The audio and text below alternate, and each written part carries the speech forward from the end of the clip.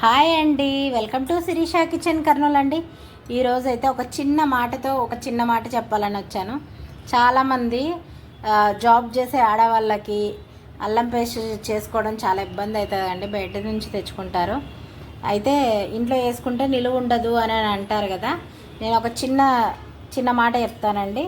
ఇదండి, ఇది ఒక పావు కేజీ అల్లం, ఇది ఒక అర్ధ కేజీ ఎల్లిపాయలండి.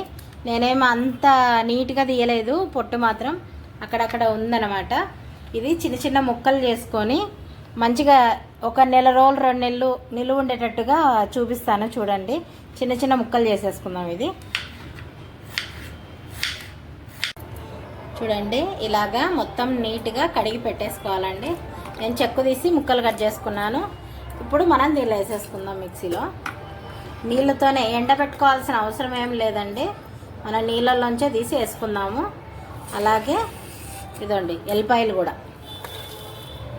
వేసేసుకున్నాం. దీంట్లోకి కొన్ని పచ్చిమిర్చి అండి. ఇదండి, మనం ఇలా పెట్టుకుంటే మనకి వాసన రాదు, పచ్చిమిరపకాయలు వేసుకుంటే.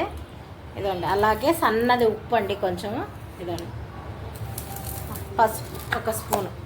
మనం పసుపు వేసి ఎంత వేసుకున్నా పర్వాలేదండి, నేను ఒక స్పూన్ వేసుకుంటా. మనకి ఇది అల్లం పేస్ట్ అయితే 2 నెలల వరకు ఎలాంటి వాసన రాదండి. మంచిగా పట్టుకొని ఫ్రిడ్జ్లో పెట్టుకోవాలా, మిక్సీ పడుతుంది. చూడండి మెత్తగా, చూడండి ఎట్లా తిరిగిందో.